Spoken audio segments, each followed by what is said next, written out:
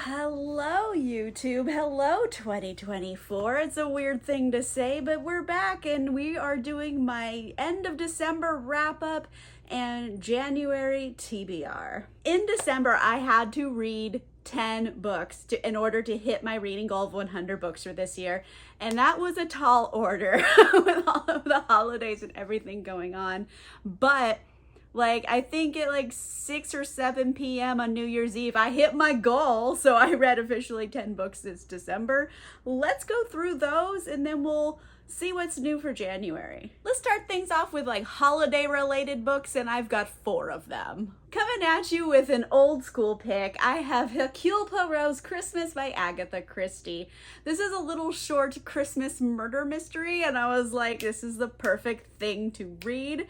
And it's exactly that. It's a closed circle murder mystery, so there's only a limited number of suspects. Someone killed this guy. Who did it? It's up to Hercule Poirot to solve the crime. And it was a fun little thing. It was very indicative of a lot of Agatha Christie's writing, where you have multiple chapters of just them interviewing everybody, which I guess is maybe normal for the genre, but it is a little bit of a slog, I would say, to get through. But yeah, it's a little murder mystery, so I had a good time with it for what it was. I wasn't expecting a whole lot, but I liked it. I also read this little anthology called Mistletoe Christmas, and this is from Eloisa James, Christy Caldwell, Jana McGregor, and Erica Ridley. I was excited to read this because 2 of these authors I had never read before, Christy Caldwell and Jana McGregor. And I like trying out new authors, especially if it's only a novella. It's a very low ask.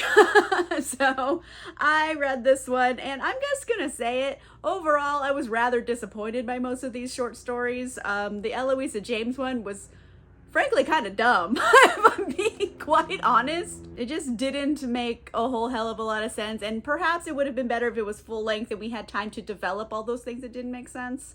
And then I'll be honest, I completely DNF'd Christy Caldwell's one because it was a Scrooge retelling, and I hate Scrooge retellings. I can't with it. Okay, I'm done with Scrooge retelling, so I just DNF'd. Jana McGregor, honestly, I read it and I can't remember anything about what it was about. Got nothing on it here. I don't remember.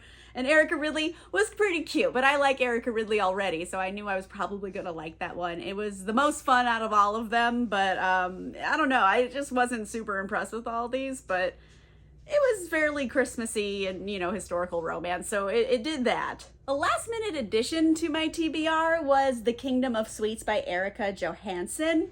This was a random pick I got from Book of the Month Club, and it's supposed to be a dark, kind of horrific Nutcracker retelling, and I was like, okay, dark Nutcracker, let's see what you got.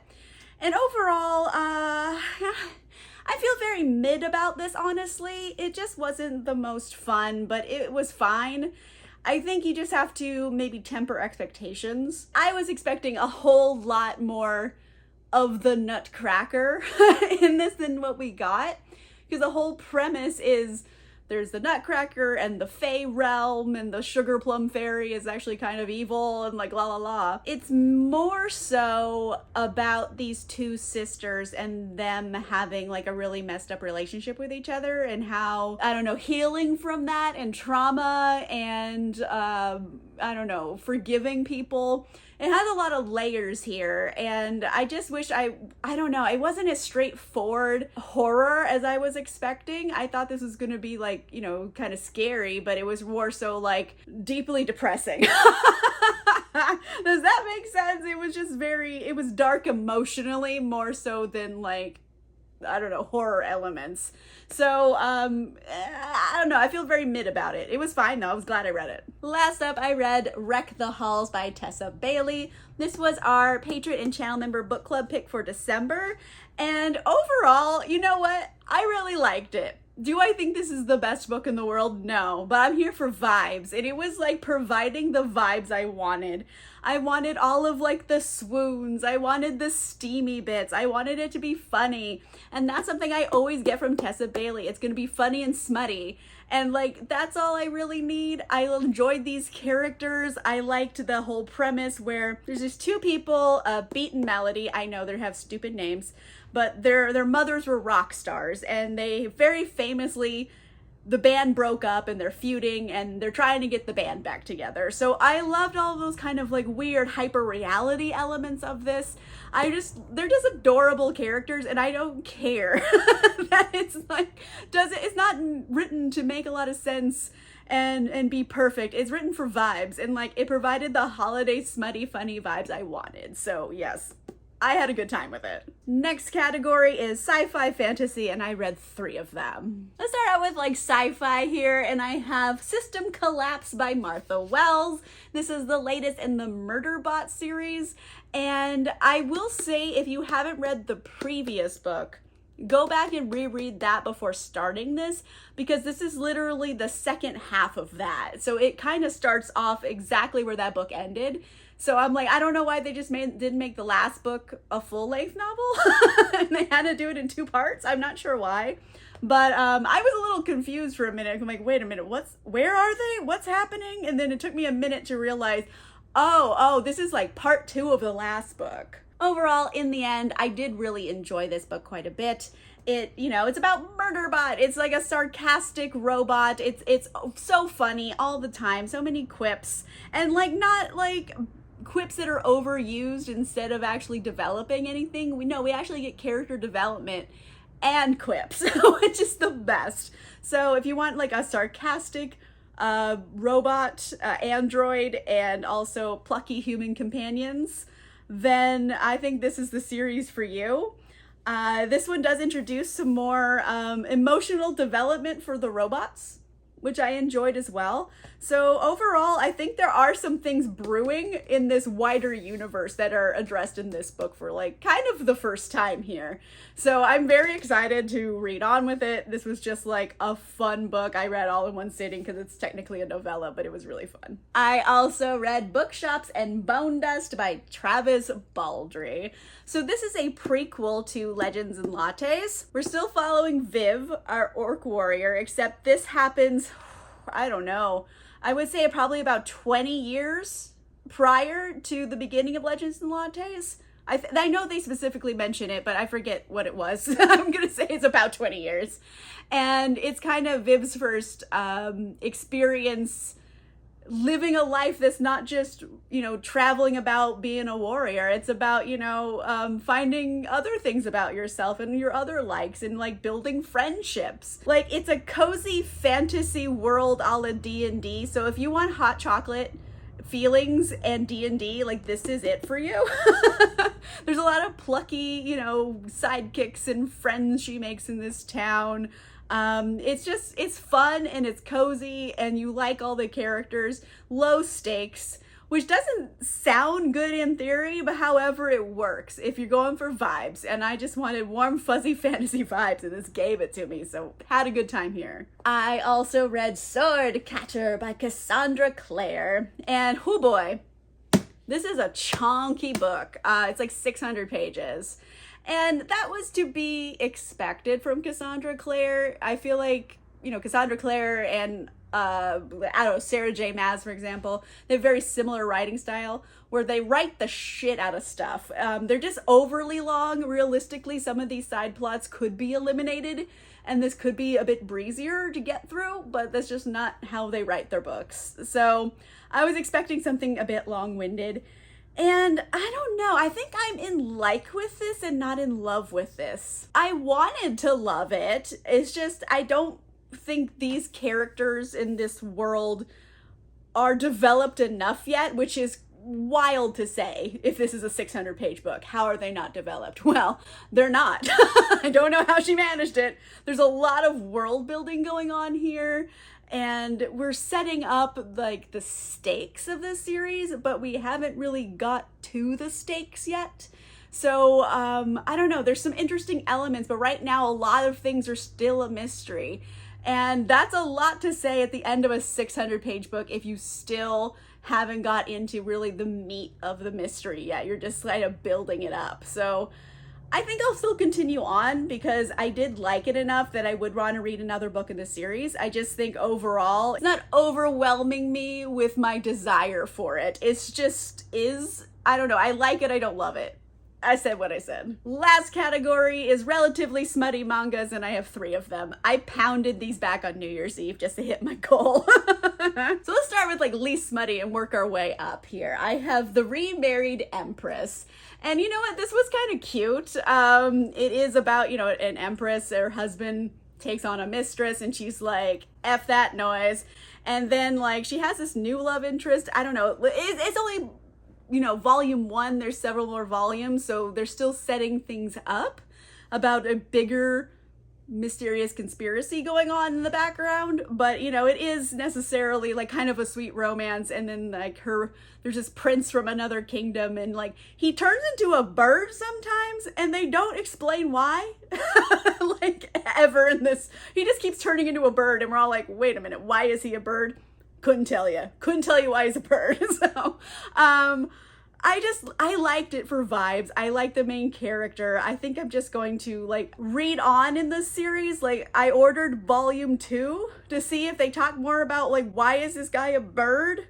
And we're just gonna keep going, because overall I thought it was a fun story. I did like it. I would want to read more in it. Getting a little smuttier here, I have Game. And this one I had heard so much about. Like I saw so many other booktubers be obsessed with this, and I was like, okay, let's go. This is kind of enemies to lovers office romance type of a deal. And I'm not in love with any of these characters, if I'm being honest. I don't think they're supposed to be likable, so I think I'm having the correct response.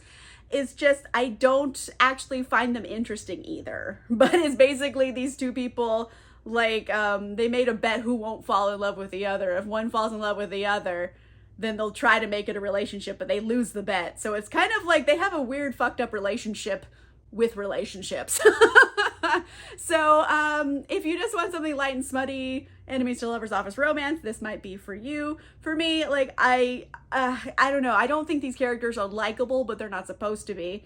And also they're not really that interesting, if I'm gonna be honest here. They're just workaholics, so it's like I don't know. It wasn't for me, but it was fine. And last up for 2023, last book here, Dick Fight Island. I felt it was fitting. You know what I mean? So obviously, Dick Fight Island is pretty self-explanatory as a title. I, however, got this and I thought it was going to be like battle bots, but with dicks. Like their dicks would fight. And I was like, that's so silly and funny. Cool. And then I realized, oh no, it's much more penetrative than I was expecting. Basically, they're just trying to out bang each other. Whoever, you know, finishes first loses. That's the whole vibe here. So it's just smut. The whole thing.